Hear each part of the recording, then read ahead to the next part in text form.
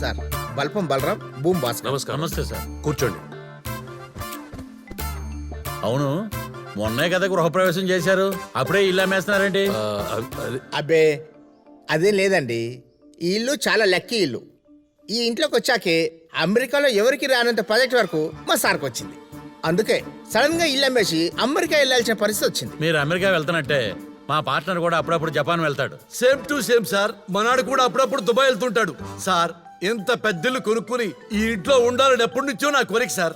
ఇంతకీ బిల్డింగ్ ఎంతకు అమ్ముతున్నారండి? 5 కోట్లండి. 5 కోట్ల? నేను ముందే చెప్పాను కదా, కోరుకుంటే సరిపోతే కోట్లు కూడా ఉండాలని.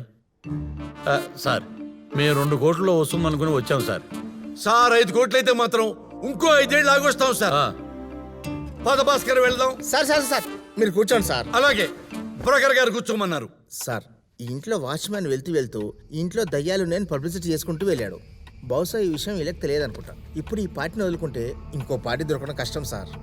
మరీ 2 కోట్లంటే కనీసం 3 కోట్లైనా. సార్ డబ్బులు ముఖ్యమా ప్రాణం ముఖ్యమా? ఓకే అనండి సార్. సార్ మా సార్కి ఓకే.